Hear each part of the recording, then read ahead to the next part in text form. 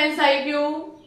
तो सबसे पहले हमारे सभी प्यारे प्यारे स्टूडेंट्स को हमारा प्यार भरा नमस्कार। आज से आपके क्लास 12th 5th चैप्टर की शुरुआत होने जा रही है, जो कि है हमारा पृष्ठ रसायन यानी कि सरफेस केमिस्ट्री। ये चैप्टर आपके आने वाले सभी वनडे एग्जाम के लिए बहुत ही इम्पोर्टेंट और कीमती चैप्टर है। आज के इस लेक्चर में आपको इस चैप्टर का इंट्रोडक्शन कराया जाएगा। छोटी सी हमारी क्लास रहेगी, लेकिन एक चीज और हम आपको बता दें, इस चैप्टर की अधिकतम हम 4 या 5 वीडियो बनाएंगे और चैप्टर को फिनिश कर देंगे। आज शुरुआत है, छोटा सा वीडियो बनाया है जिसमें इंट्रोडक्शन कराएंगे हम आपको।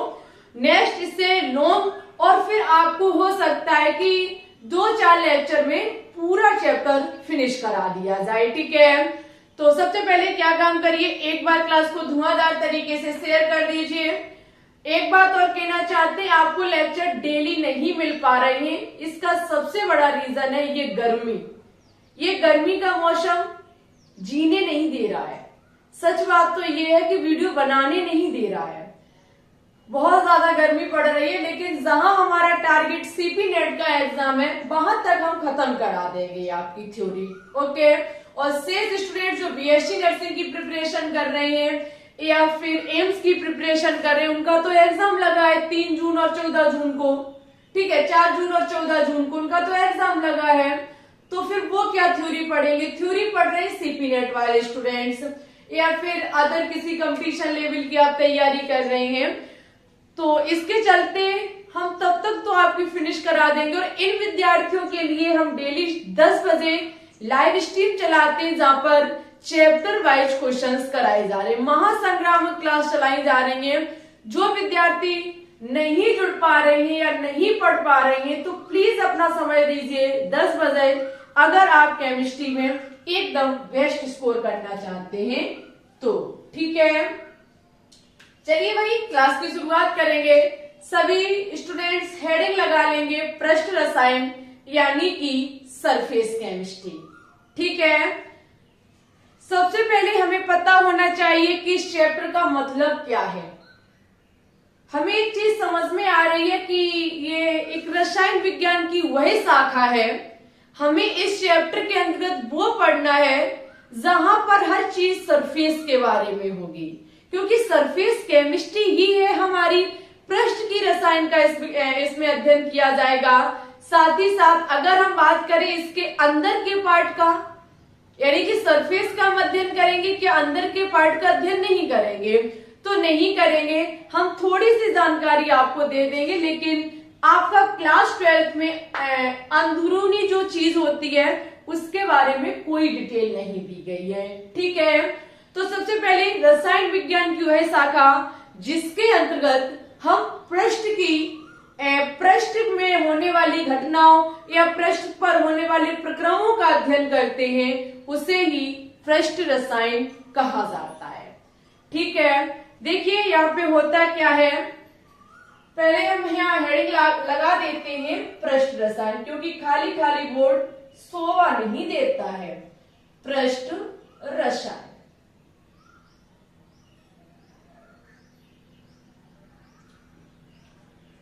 माना कि हम कोई वस्तु को देखें, ये सपोज दैट हमारी कोई वस्तु है। ठीक है, अगर हम इस वस्तु में देखें कि हमारा सरफेस भाग कौन सा है, हमारा पृष्ठीय भाग कौन सा है, तो ये इसका जो ऊपरी वाला भाग है इसको कहा जाता है सतह यानी कि सरफेस। किसी भी पदार्थ के जो ऊपर का भाग होता है उसे ही सरफेस यानी कि पृष्ठ कहा जाता है, जबकि इसके अंदर वाले भाग को स्थूल कहा जाता है, जिसे इंग्लिश में वल्क बोला जाता है। ठीक है, किसी भी पदार्थ का जो अंदर वाला हिस्सा होता है, अंदर वाला जो पार्ट होता है, उसे स्थूल कहा जाता है और ऊपर वाले भाग को सतह कहा जाता है। अभी हम चीजें एक्सप्लेन करेंगे, फिर यहाँ सारा डाटा नोट डाउन कर देंगे, आप स्क्रीनशॉट ले सकते हैं। ठीक है, और अगर हम बात करें कि इस पदार्थ पर बाहर से आकर के अगर कोई पदार्थ इसकी सतह पर चिपक जाता है, मेरी बात को समझना। आपने समझा कोई वस्तु जिसका ये ऊपरी सतह है, ठीक है, ऊपरी वाले भाग को सतह कहा जाता है और अंदर वाले भाग को स्थूल कहा जाता है। ओके, अगर बाहर से कोई कण आए और इसके ऊपरी वाली भाग पर चिपक जाए, यानी कि इसकी सतह पर चिपक जाए, तो इस घटना को अधिशोषण कहा जाता है। बस यही चैप्टर में आपको सबसे पहले पढ़ना है, अधिशोषण। किसी भी पदार्थ की सतह पर आकर के कणों का चिपक जाना ही हमारा अधिशोषण कहलाता है। इससे पहले आपने ये बहुत अच्छे से पढ़ रखा होगा अवशोषण, लेकिन जिंदगी में पहली बार देख रहे हो अधिशोषण। सतह पर जब पदार्थ चिपकता है तो अधिशोषण होता है, और जब उसके स्थूल वाले भाग में पहुंच जाता है, उसके अंदर भाग में पहुंच जाता है, तो इस घटना को अवशोषण कहा जाता है। सतह पर पदार्थ का चिपक जाना अधिशोषण, अंदर तक चला जाना, स्थूल भाग तक चला जाना अवशोषण कहलाता है। बस यही आपका चैप्टर है। चैप्टर पूरा डिपेंड है अधिशोषण पर। किस पर है? अधिशोषण पे। आप चाह रहे होंगे कि मैम कोई एग्जाम्पल ऐसा बता दो जहां से हमारे माइंड में हमेशा हमेशा के लिए फिट बैठ जाए। देखिए, माना कि हम कोई स्पंज का टुकड़ा लें या फिर बोर्ड को साफ करने वाला हम डस्टर लें।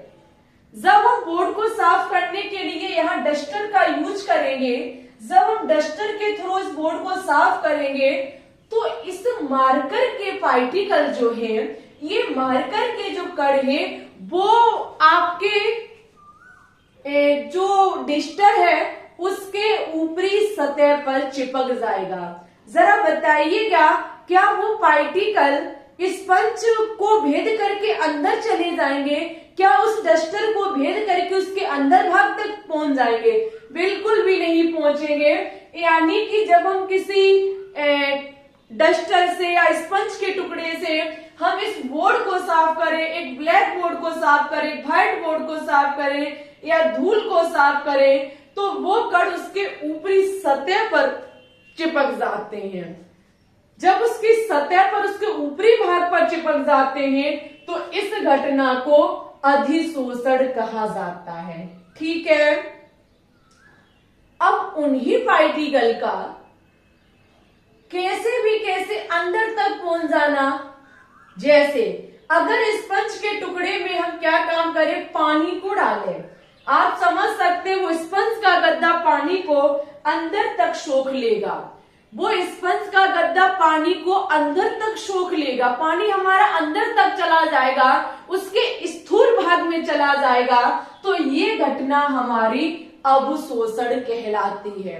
ये घटना हमारी अवशोषण कहलाती है। नेक्स्ट एग्जांपल आप लोग देखेंगे। सपोज दैट एक हम चौक लेते हैं, समझना, एक हम चौक लेते हैं और उस चौक को हम इंक में डुबो देते हैं। एक चौक ली, चौक को हमने इंक में डुबो दिया, तो आप एक चीज वहां पर पा सकते हैं कि जैसे ही हम इंक को जैसे ही हम चौक को इंक के डिब्बे में डालेंगे, तो चौक का जो कलर है वो चेंज हो जाएगा। कैसा? जैसे ही हमारी इंक होगी, ठीक है, तो आप जब उस चौक को तोड़ेंगे तो अंदर से वही कलर निकलेगा जो पहले था। सपोज दैट हमने ब्लू कलर की इंक में और हमने व्हाइट कलर की चौक को डुबो दिया, ठीक है। जैसे ही हम चौक को डालेंगे, चौक का जो बाहरी वाली सतह है वहां पर ब्लू कलर आ जाएगा। चौक को तोड़ करके अंदर तक देखेंगे तो चौक का जो पहले व्हाइट कलर था वही रहेगा, लेकिन चौक अंदर से गीली हो चुकी होगी। पानी का चौक के अंदर तक चला जाना ही हमारा अवशोषण हो जाएगा और उस कलर का सिर्फ सतह तक ही रह जाना हमारा अधिशोषण हो जाएगा। ठीक है, सबसे पहले आपने सीखा पृष्ठ रसायन सरफेस पर होने वाली प्रक्रमों के बारे में हमें समझाएगा, पृष्ठ पर होने वाली घटनाओं के बारे में हम अध्ययन करेंगे। जहां आपने जाना कि किसी पदार्थ की सतह पर आकर के कणों का चिपक जाना अधिशोषण है, अंदर तक चला जाना अवशोषण है। चलती कार पर धूल के कणों का गाड़ी पर चिपक जाना अधिशोषण कहलाता है। ठीक है, अब ये अधिशोषण हमारा दो प्रकार से होता है, भौतिक अधिशोषण और रासायनिक अधिशोषण। अवशोषण हमारे कोर्स में नहीं है, लेकिन ये आप ध्यान रखेंगे कि अंदर भाग तक आपका जब कोई पार्टिकल पहुंच जाता है तो वहां पर अवशोषण की घटना होती है। ठीक है, एक चीज और आप लोग सीखेंगे, वैसे अभी हम सारा डाटा यहाँ नोट डाउन करेंगे, लेकिन अभी थोड़ा सा समझ लेंगे कि पार्टिकल का जिस पदार्थ पर आकर के चिपक जाना, अगर सतह पर चिपका तो अधिशोषण, अंदर तक गया तो अवशोषण। जो पार्टिकल आकर के चिपके हैं ये पार्टिकल आपके अधिशोष से होते हैं। समझना मेरी बात को, किसी भी ठोस या द्रव की सतह पर जो कण आकर के चिपकते हैं उन कणों को अधिशोष से कहा जाता है। क्या कहा जाता है? अधिशोष से कहा जाता है। और जिसकी सतह पर आकर के चिपकते हैं, जिस पदार्थ पर आकर के चिपकते हैं उसको अधिशोषक कहा जाता है। और इस पूरे प्रक्रम में या तो अधिशोषण की प्रोसेस होगी या अवशोषण की प्रोसेस होगी। ठीक है, हमें पूरा भरोसा है कि आप चीजें समझ चुके होंगे। तो हम क्या काम करते हैं, पूरा डाटा नोट डाउन कर देते हैं और जहां पर हम आपको अधिशोषण की अब टाइप भी बताएंगे कि ये 2 टाइप से होता है, भौतिक अधिशोषण और रासायनिक अधिशोषण।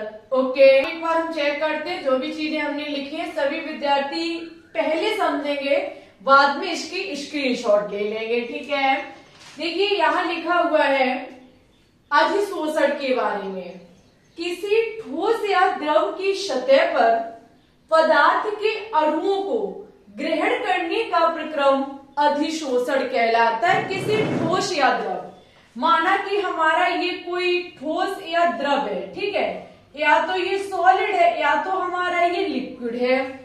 इसके सरफेस वाले भाग पर, इसकी सतह वाले भाग पर कणों का आकर के चिपक जाना ही हमारा अधिशोषण कहलाता है। इस प्रोसेस को अधिशोषण कहा जाता है। ठीक है, आगे लिखा हुआ है अवशोषण के बारे में, किसी पदार्थ के अणुओं के ठोस या द्रव के अंदर समान रूप से वितरित होने की घटना अवशोषण कहलाती है। कोई हमारा ये सॉलिड या फिर लिक्विड पदार्थ है, बाहर से आया कोई भी पदार्थ अगर इसके अंदर वाले भाग तक पहुंच जाता है तो ये घटना हमारी अवशोषण कहलाती है। स्पंज के टुकड़े से या डिस्टर के द्वारा व्हाइट बोर्ड या ब्लैक बोर्ड को साफ करना अधिशोषण, उस पर पानी डाल देना अवशोषण होता है। बस इतना सा आप ध्यान रखेंगे। ठीक है, देखो अवशोषण का मतलब है कि अंदर तक चीज को सोख लेना। जब चीज अंदर तक चली जाती है तो अवशोषण, अधिशोषण आधी, कोई काम आधा हो रहा है, ऊपर ही ऊपर हो रहा है, अंदर तक नहीं जा रहा है तो अधिशोषण हो जाएगा। आगे लिखा हुआ है वह पदार्थ जो पृष्ठ पर संचित होता है उसे अधिशोषित कहते हैं, और जिसके पृष्ठ पर अधिशोषण होता है उसे अधिशोषक कहते हैं।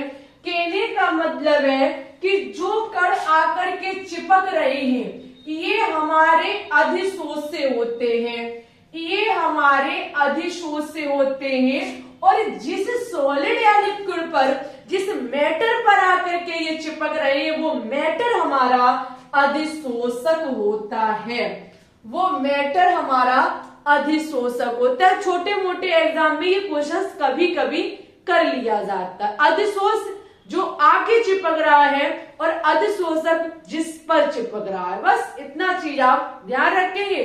सतह पर चिपकेगा तो ये प्रक्रम अधिशोषण, अंदर तक चला जाएगा तो ये प्रक्रम अवशोषण कहलाएगा। ठीक है, कोई प्रॉब्लम? अगर कोई चीज आपको समझ में नहीं आ रही है तो आप कमेंट कर सकते हैं, आपके लिए कमेंट के दरवाजे हमेशा हमेशा के लिए खुले हुए हैं। ये है क्यों? इसलिए ये है कि आपकी प्रॉब्लम हम तक आ जाए, यही एक छोटा सा जरिया है। आगे देखिए, अधिशोषण के प्रकार को देखेंगे। अधिशोषण हमारे दो प्रकार के होते हैं, भौतिक अधिशोषण और रासायनिक अधिशोषण। ध्यान से समझना, स्टार लगा लो, ये बहुत ज्यादा कीमती है आप लोगों के लिए, बहुत ज्यादा कीमती है। चाहे हम वनडे एग्जाम किसी को भी टारगेट बना ले, सभी के लिए इंपॉर्टेंट है।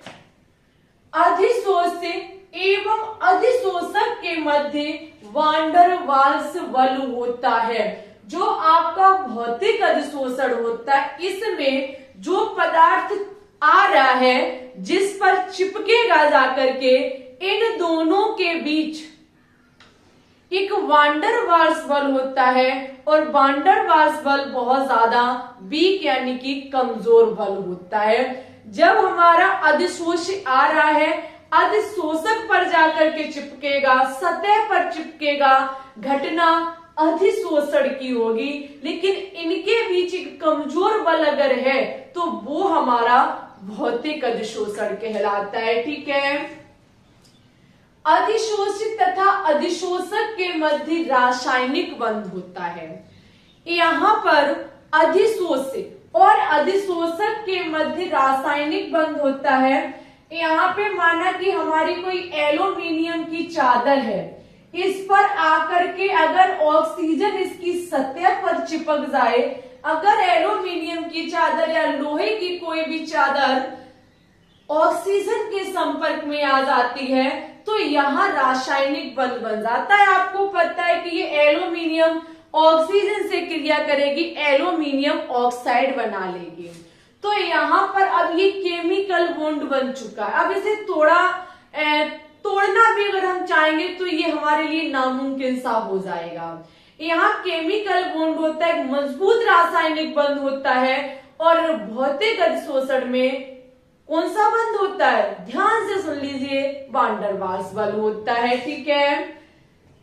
भौतिक अधिशोषण, इनकी प्रकृति विशिष्ट नहीं है। कैसे विशिष्ट नहीं है? भौतिक अधिशोषण का मतलब है कि कांच का कोई टुकड़ा, अगर कांच का हमारा शीशा, जिसे हम शीशा आईना कहते हैं, मिरर, अगर ये हमारा कहीं हम फेंक दे, टूट जाए, फूट जाए, अगर हम उसे फेंक दे तो उस पर धूल के कणों का आकर चिपक जाना।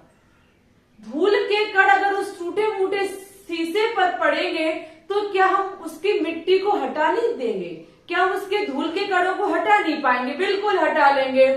तो वान डर वाल्स बल होता है। चलती कार पर धूल के कणों का आकर के चिपक जाना, जब साफ करेंगे तो साफ भी हो जाएगा।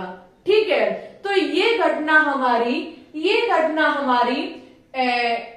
भौतिक अधिशोषण में होती है, जहां वान डर वाल्स बल होता है। इनकी प्रकृति विशिष्ट नहीं होती। ऐसा नहीं है कि ये हो चुका है, अब नहीं इसे बदला जा सकता। क्यों नहीं बदला जा सकता? चलती कार में अगर धूल के पार्टिकल आकर के चिपक जाते हैं तो हम उसे साफ कर सकते हैं। प्रकृति विशिष्ट नहीं होती है, इनकी प्रकृति विशिष्ट होती है। अगर एक बार एल्यूमिनियम की चादर से ऑक्सीजन रिएक्शन कर लेगी तो उसे हम फिर दोबारा से नहीं बदल सकते। आप नहीं ऐसा कर पाएंगे कि ऑक्सीजन के कण ढूंढ के फेंक देंगे और एल्यूमिनियम की चादर बच जाएगी। ये संभव नहीं हो सकता है। ठीक है। यह प्रकृति में उत्क्रमणीय है। उत्क्रमणीय का मतलब होता है बार बार होने वाला। चलती कार पर धूल के कण चिपक जाएंगे, घर लाएंगे, साफ कर देंगे, फिर चलाओगे, फिर चिपक जाएंगे, फिर चलाओगे, फिर चिपक जाएंगे, फिर साफ करेंगे, फिर चिपक जाएंगे। परमानेंट हम कभी से साफ नहीं कर पाएंगे। ठीक है। सीधी सी बात है कि यहाँ पर ये उत्क्रमणीय होता है, ये बार बार होने वाला है, और ये प्रकृति में अनुत्क्रमणीय होता है। एक बार एल्यूमिनियम से ऑक्सीजन क्रिया करके एल्यूमिनियम ऑक्साइड बना लेगा, फिर नहीं आप इसे बदल पाएंगे। चाह करके भी एल्यूमिनियम की चादर और ऑक्सीजन को अलग कर पाएंगे। ठीक है। इसमें अधिशोषण की एंथैल्पी का मतलब एनर्जी होता है, एक प्रकार की ऊर्जा होती है। इसमें अधिशोषण की एंथैल्पी बहुत ज्यादा कम होती है, 20 से 40 किलोजूल प्रति मोल। यहाँ पर अधिशोषण की एंथैल्पी उच्च होती है, 30 से 240 किलोजूल प्रति मोल। ठीक है, भौतिक अधिशोषण की एंथैल्पी कम होती है, उसकी एंथैल्पी ज्यादा होती है। निम्न ताप साहे के ताप बढ़ने पर घटता है। दुनिया का सबसे इंपॉर्टेंट पॉइंट लिखा, स्टार लगा लेना, वनडे एग्जाम यहां से क्वेश्चंस करते ही करते हैं।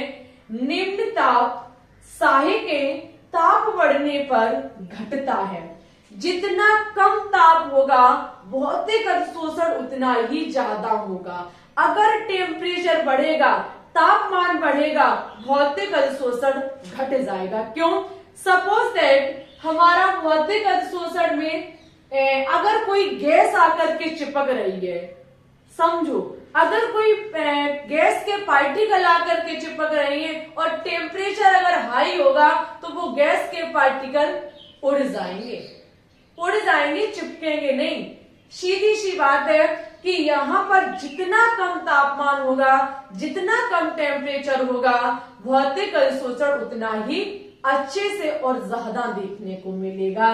उच्च ताप सहायक होता है, यह ताप बढ़ने पर बढ़ता है, तो केमिकल रिएक्शन ही यहाँ पर होगी, केमिकल बॉन्ड यहाँ पे बनेगा, तो ताप तो भाई चाहिए ही चाहिए। बिना टेम्परेचर के केमिकल बॉन्डिंग संभव नहीं है। यहाँ ताप बढ़ने पर रासायनिक अधिशोषण भी बढ़ता है। ये पृष्ठीय क्षेत्रफल पर निर्भर करता है, पृष्ठीय क्षेत्रफल पर बढ़ता है। माना कि छोटी वाली कार, बच्चों वाली कार पे धूल के कण इतनी सी सतह तो इतने पर आकर के चिपकेंगे, और बड़ी वाली अगर हमारी कार है तो फिर उसे और ज्यादा धूल के कणों को जगह मिलेगी, वो और ज्यादा पूरी सतह पर आकर के चिपक जाएंगे। तो जितना ज्यादा पृष्ठीय क्षेत्रफल होगा, सरफेस का एरिया जितना ज्यादा होगा, भौतिक अधिशोषण उतना ही ज्यादा होगा। ठीक है, ये भी पृष्ठीय क्षेत्रफल पर निर्भर करता है। अगर हमारी एल्यूमिनियम की चादर जितनी बड़ी है, ऑक्सीजन के आगे पार्टिकल एल्यूमिनियम ऑक्साइड उतना ही ज्यादा बनाएंगे। यह बहुस्तरीय घटना है। भौतिक अधिशोषण एक बहुस्तरीय घटना होती है। देखिए भाई साहब, अगर हमारी कोई धूल चलती हुई कोई कार है तो धूल के कण आकर के चिपक जाएंगे। ठीक है, एक धूल के कण पूरी कार पे आकर के चिपक जाएंगे। तो अब ऐसा थोड़ी है कि अगर अब और कोई धूल के कण आकर के यहाँ चिपकना चाहते तो वो चिपक नहीं पाएंगे। क्यों नहीं चिपक पाएंगे? इसके ऊपर कण आकर के चिपकेंगे, फिर इसके ऊपर आकर के चिपकेंगे। एक ये बहुस्तरीय घटना है, कोई लेयर इसकी लिमिटेड नहीं है, कितनी भी लेयर में ये घटना हो सकती है। यह एक स्तरीय घटना है। अगर एल्यूमिनियम की चादर पे ऑक्सीजन आके क्रिया कर लेगी तो अब आने वाली ऑक्सीजन एल्यूमिनियम की चादर से क्रिया नहीं कर पाएगी, क्योंकि अब ये एल्यूमिनियम ऑक्साइड बन चुका है। ठीक है, अब वो चादर नहीं रही है। ओके, तो यहाँ एक स्तरीय घटना, ये बहुस्तरीय घटना है। और आज का टॉपिक हमारा यही फिनिश होता है।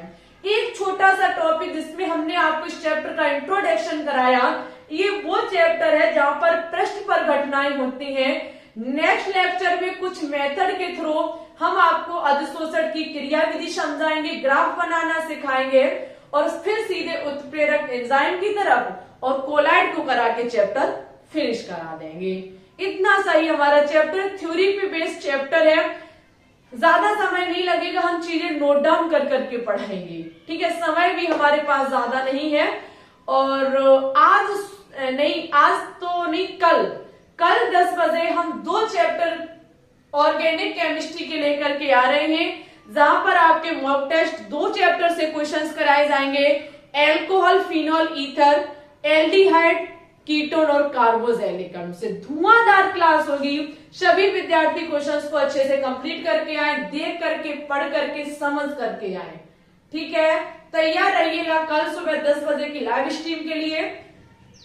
एक बार सभी विद्यार्थी क्लास को जम करके शेयर कर देंगे अपने उन विद्यार्थियों के पास जो केमिस्ट्री तो पढ़ना चाहते हैं लेकिन पढ़ नहीं पा रहे, समझ में नहीं आती। गारंटी के साथ अगर हम पढ़ाएंगे तो चीजें समझ में आएंगी, ये तय है। ठीक है, ग्लोबल साइंस IQ टेलीग्राम से ज्वाइन हो जाइए, जहां हम PDF को शेयर करते ही रहते हैं और क्लास का समय भी वहीं बताते रहते हैं कि आज क्या होगा, कल क्या होगा, सब सूचना देते रहते हैं। ठीक है, इसी के साथ प्लीज आज की इस वीडियो को लाइक कर दें, शेयर ना किया हो दोस्तों के साथ तो शेयर कर दें। अगर आप चैनल पे न्यू हैं तो प्लीज इसे सब्सक्राइब भी कर लें। ठीक है, अगर आपको कहीं कोई प्रॉब्लम है आज के इस टॉपिक में तो आप कमेंट कर सकते हैं, हम चीजों को समझा देंगे। ठीक है, कल आपको थोड़ी इससे लॉन्ग वीडियो मिलेगी, हो सकता है कि 1 घंटे की क्लास मिले।